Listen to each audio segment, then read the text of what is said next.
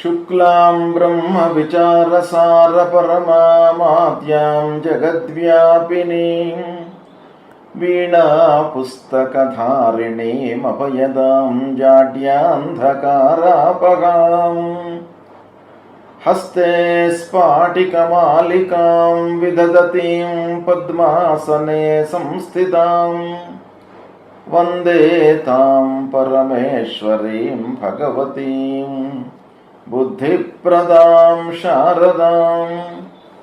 श्री महागणाधिपतये नमः। श्री महासरस्वत्यै नमः। श्री गुरुभ्यो नमः। 2024వ సంవత్సరము సెప్టెంబర్ మాసంలో మీనరాశిలో జన్మించినటువంటి వారికి గోచార ఫలితాలు ఎలా ఉంటాయో తెలుసుకుందాం. ముందుగా మీనరాశి జాతకులకు అంటే మీనరాశిలో జన్మించినటువంటి వారికి ఈ సెప్టెంబర్ మాసంలో గ్రహస్థితి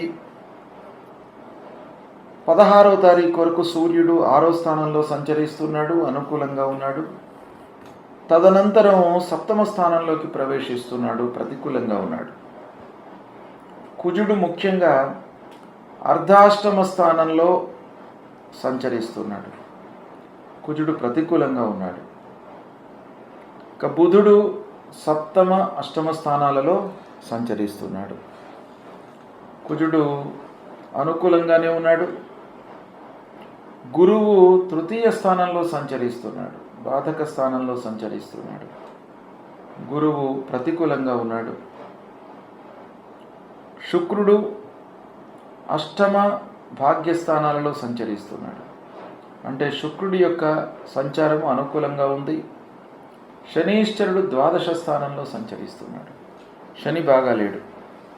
12వ స్థానం వ్యయస్థానం, ఖర్చులు ఇవన్నీ కూడాను పెరిగేటువంటి అవకాశాలు ఉన్నాయి. కనుక శనీశ్వరుడి యొక్క అనుకూలత లేదు. రాహు జన్మస్థానంలో ప్రతికూలంగా ఉన్నాడు. కేతు 7వ స్థానంలో ప్రతికూలంగా ఉన్నాడు.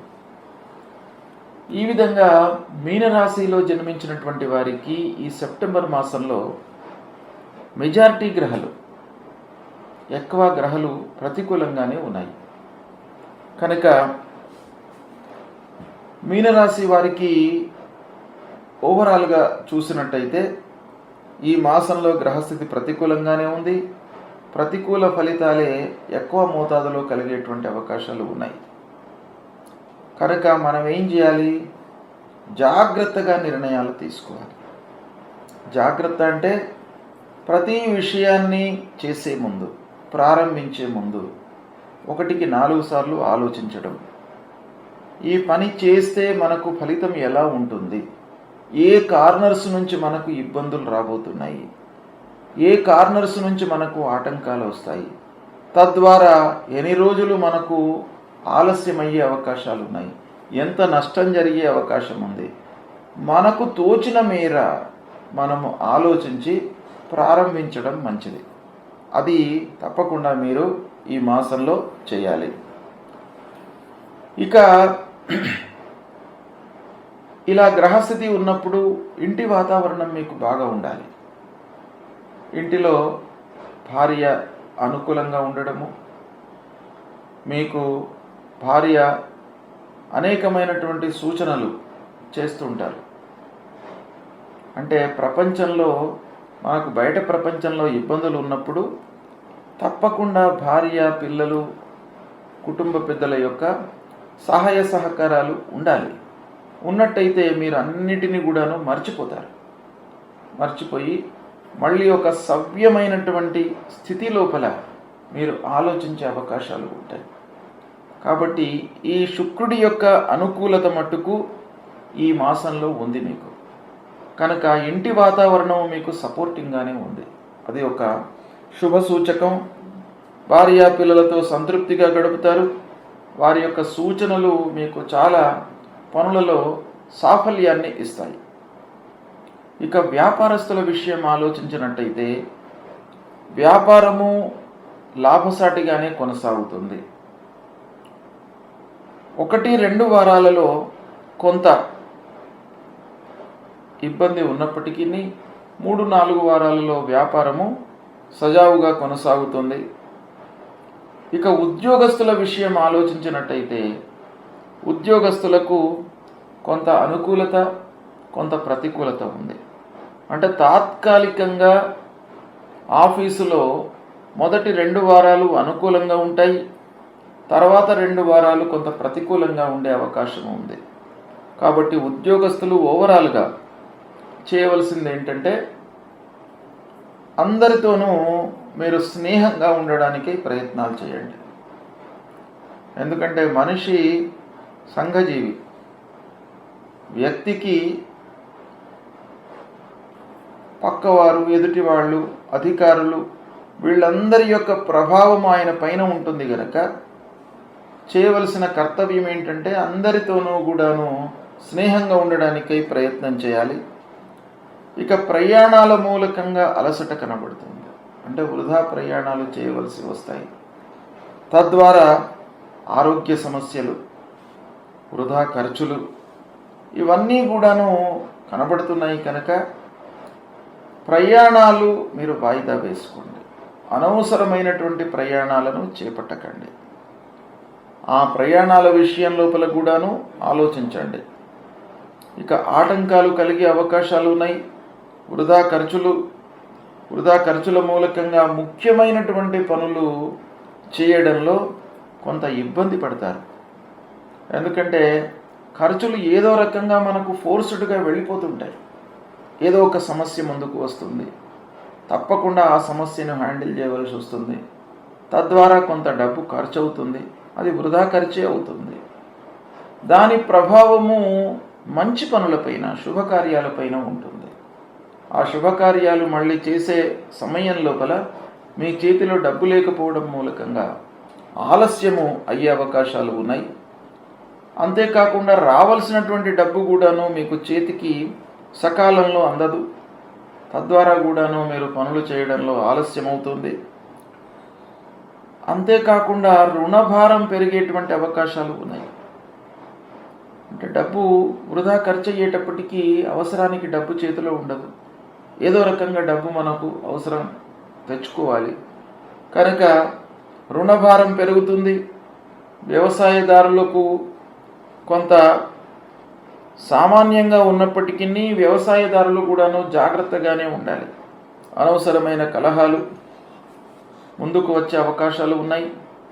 పారిశ్రామికవేత్తలకు కూడాను మిషనరీల మూలకంగా, పనివాళ్ల మూలకంగా ఉత్పాదన రంగంలో కొంత ఇబ్బందులను ఎదుర్కొనే అవకాశాలు ఉన్నాయి. భూతగాదాలతో మానసిక ఇబ్బందులు, వాహనములు ఫ్రీక్వెంట్గా రిపేర్లకు రావడము. ఇక విద్యార్థులు ఉన్నత విద్యకై చేయవలసినటువంటి ప్రయత్నాలను మటుకు కొనసాగించండి. ఎందుకంటే ప్రయత్న లోపం ఉండకూడదు ఎప్పుడైనా కూడాను. కాబట్టి విద్యార్థులు ప్రయత్నం చేసినట్టయితే సత్ఫలితాలను పొందుతారు. ఇక ఆర్థిక ఇబ్బందులైతే ఉన్నాయి, వాటిని అధిగమించడానికి మీరు చేయవలసినటువంటి ప్రయత్నాలు తప్పకుండా చేయాలి. ఏం చేయాలి? ఖర్చులను నియంత్రించుకోవాలి, ఆదాయ మార్గాన్ని చూడాలి, ఆదాయము పెంచుకోవాలి, ఒక ఏకాగ్రతతో పనులు చేయాలి. ఇవన్నీ తప్పకుండా మీరు చేయవలసినటువంటి కర్తవ్యం ఈ మాసంలో. అయితే ప్రశాంతంగా ఉండడానికి మట్టుకు అవకాశాలు ఉన్నాయి. ఇంటి వాతావరణం బాగానే ఉంది కాబట్టి కొంత ప్రశాంతత ఉంది, ఇది శుభసూచకం. ఈ విధంగా ఫలితాలు ఉన్నాయి ఈ మీనరాశిలో జన్మించినటువంటి వారికి. అయితే ఏ గ్రహాలు ప్రతికూలంగా ఉన్నాయి అనే విషయాన్ని మనం చూసినట్టయితే అంగారకుడు అర్ధాష్టమ స్థానంలో ఉన్నాడు, 4వ స్థానంలో సంచరిస్తున్నాడు. కనుక అంగారకుడి యొక్క స్థితి ప్రతికూలంగా ఉంది. మీకు సంతృప్తి లేకుండా అనవసరమైనటువంటి కలహాలను క్రియేట్ చేస్తాడు. కనుక సుబ్రహ్మణ్య స్వామి దేవాలయానికి వెళ్ళండి. ధరణి గర్భసంభూతం విద్యుత్ కాంచన సన్నిభం కుమారం శక్తిహస్తంచ మంగళం ప్రణమామ్యహం అనేటువంటి మూలమంత్రాన్ని ప్రతినిత్యం కూడాను జపించుకోండి. ఆ అంగారకుడి యొక్క అనుగ్రహం మూలకంగా మీకు కలహాలు లేకుండా ఉంటాయి. కలహాలు లేనట్టయితే మీరు కొంత ప్రశాంతంగా ఉండడానికి అవకాశాలు ఉంటాయి. ఇక గురు భగవానుడు బాధక స్థానంలో ఉన్నాడు, మిమ్మల్ని ఇబ్బంది పెడతాడు, కష్టపెడతాడు, పనులలో ఆటంకాలను క్రియేట్ చేస్తాడు. ఇవన్నీ కూడాను గురు భగవానుడి యొక్క అనుకూలత కొరకై మీరు సద్గురువులను సందర్శించండి. తర్వాత గురు చరిత్ర దత్తాత్రేయ స్వామి దేవాలయానికి వెళ్ళడము, దక్షిణామూర్తి స్తోత్రాన్ని పారాయణం చేయడము, ఇవి చేయండి.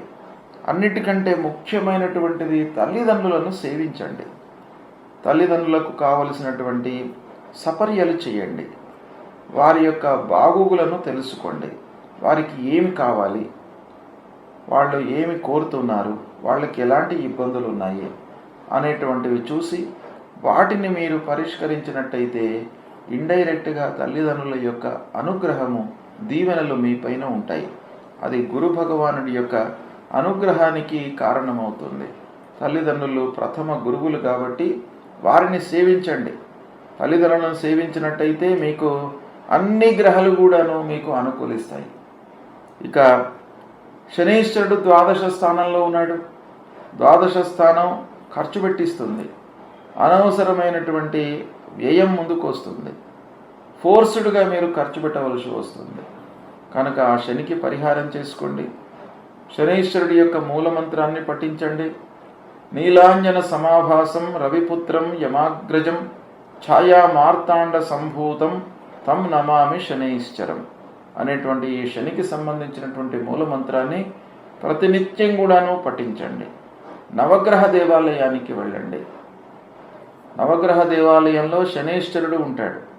పశ్చిమ భాగంలో శనైశ్వరుడు ఉంటాడు. ఆ శనైశ్వరుడి పైన నువ్వుల నూనెతో అభిషేకం చేయండి. నల్లటి వస్త్రము దానం ఇవ్వండి, నల్లటి నువ్వులు దానం ఇవ్వండి. తర్వాత కాళ్ళు చేతులు కడుక్కొని ఆంజనేయ స్వామిని దర్శించుకోండి.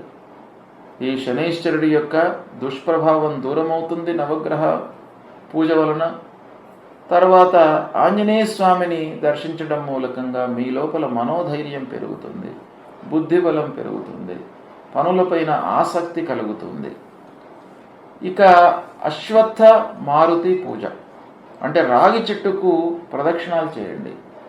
ఆ రావి చెట్టు లోపల ముగ్గురు దేవతలు ఉంటారు, బ్రహ్మ విష్ణు మహేశ్వరులు.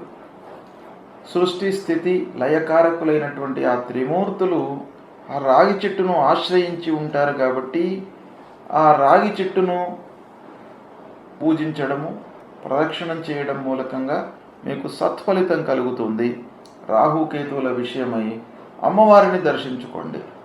అమ్మవారిని దర్శించుకున్నట్టయితే రాహుకేతువులకు సంబంధించినటువంటి దోషం దూరమవుతుంది, మీకు అనుకూలమైనటువంటి ఫలితాలు ఉంటాయి.